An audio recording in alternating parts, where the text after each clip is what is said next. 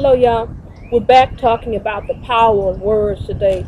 We're going to be coming from Proverbs 18:21, and Ronnie's going to read that. Proverbs 18:21 say, "Death and life are in the power of the tongue, and those who love it will eat its fruit." And then I'd like to add 18:4. It says, "The words of a man's mouth are deep waters. The fountain of wisdom is a bubbling brook," which tells us that the Lord knew our words were very important and that they do carry power. And again, like we said last time, they're either gonna build or they're gonna tear down. And the thing about it is, this segment is talking about the words have the ability to ruin, because we know we've seen how men have damaged their wives, how parents have damaged their That's kids. correct. By words. We got people today. Even when we counsel them, they can't get past what their parents said. Yes, indeed. Because they said words. It's not that they even laid a hand on them. It's the words that really ruin it. And then when you look into Ephesians chapter 4:29, it say if you can't build it up, then the fact is just leave it alone, because he say we should be looking to encourage one another. Yes. And that's the thing we both know that we have the ability to tear down, but we definitely don't have the ability to encourage. Correct. The first thing we're going to deal with is gossip. One who exposes what is to be confidential and speaks that which is damaging to one's character. That's in Proverbs 20:19. I'm so grateful to God that He really addresses this gossip thing, because we really got a problem with that. Even as Christians, we have a problem with it. Right. And we damage folk when we gossip, when we tell their stuff. Proverbs 20:19 say, "He who goes about as a slanderer reveals secrets. Therefore, do not associate with a gossip." Yes. I mean, the Bible is telling us that we need to dismiss those type of things. Yes, indeed. And we know some people with some gossip just have really ruined folks' lives, And not only that, the Bible would say that we've caused them to stumble when we do that, when we gossip about their stuff. Yes, I want to say one other thing, Ronnie, as it pertains to gossip that I don't think we really get into, particularly for women. I know men do it too, but women have a real thing for that. Now, this is the thing for me that I always have been teaching young women is this: you're a part of the gossip even when you're not talking. Now, how do you say to yourself, Cynthia, how does that happen? It happens when I lend my ear to the gossip. That's when it happens. That even though I didn't have anything to say, I sat and I listened to what the person was saying as it related to somebody else. And even society says that I'm guilty by association. That's one of the things I try to tell my son, that even though you didn't do it, son, you was with them when they did it. You going down with them if you ever do it. So it's the same thing with gossip, that we have to understand that even though you're not saying nothing, you listening. Now you have to say to yourself, what do I do when I got somebody approaching me with somebody else's information? You're going to ask them not to do it. That's just simple as that. You're going to ask them not to tell you, because you don't want to become a part of that. Because gossip is definitely a ruin. It's never for the good of anyone.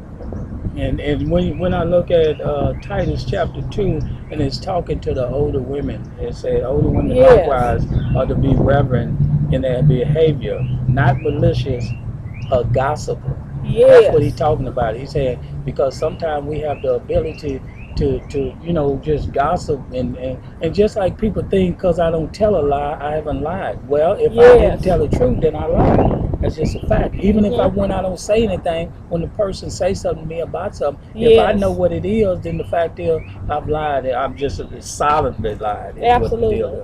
And so we're gonna talk about that slander too, because we have the ability to slander folks' name. Slander and we don't even understand. And it's talking about from Proverbs 20:19 too. It's talking about damaging folk, speaking evil. And to define one's character, to put down critically. And so that's the thing about it, is that we all gonna have people that talk about us. That's just a fact that it makes the world go round. But the thing about it is that when we just really damage folk and talk about their character when we don't really know, because most of the time when folk talking about you they don't really know anything. Right? Exactly. And I just think as Christians we ought to be careful, and we ought to be cognitive of what we're doing at all times when we open our mouths toward another person. Again, are we building up or are we tearing down? But you and I have had that conversation, and knowing how to put a stop to that is that the fact is that it's kind of like what you said about gossiping. The fact is, if somebody come to you with somebody else's stuff, the question you need to ask them: are you willing to say that to the person, or can I go to the person that you telling me about their stuff? That's how we gonna put a stop to a lot of that stuff. Exactly. And then I want to talk about that in reference to your marriage too, though, because this is the thing. I always tell men they ought to be protecting their wives. Their wives ought to be protecting their husbands. What do I mean when I say that? That you don't go out there to your people, your relatives, and start talking about your spouse to them, because again, it's gossip and it's slander toward one another. It's hard. I've seen it in marriage, trying to redo that, because you've lost some trust for one another. It's hard to bring all that stuff back, because each of the spouses feel like they've been just totally gone against. And so I'm telling you, as spouses, that you need to make sure that you govern your mouth when it comes down to your spouse. Right, right. And we're gonna move on to that one where people just outright lie. See, they're just like Proverbs 6:12 talks about a worthless person, a wicked man is the one who walks with perverse mouth. I mean, they're just outright lie. Matter of fact, Colossians would tell us, since we put away the old self, do not lie to one another. Yes. And let's be honest, because we've been born in sin, shaped in iniquity.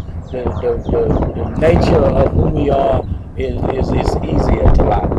Yes, because we don't want to have to deal with the outcome of whatever it is. Now, this is another thing Ryan and I have come up against when it comes down to when we're dealing with spouses. We've heard people say, we didn't lie. We don't never lie to our spouse. And of course, after digging into that and assessing it, what came out of that was, I just don't tell them. Well, to me, really, you still lie. Because, see, this is the thing. When you're dealing with married people in this whole lying issue is what we found over the years in counseling people who have this kind of background, that they've lied to each other, whether overt or covert, that it's still a lie. And it's hard to come back from that. Again, breaking down trust and everything else. God has not called us to lie for our spouses, right, to them or for them. Yeah. Now, let me talk about the for them, because I done got into that too with women. That, they've gone to church and somebody say, hey, where's your husband at? Just start lying for him because we didn't want nobody to know. He just didn't want to go to church this morning. Instead of just telling the truth.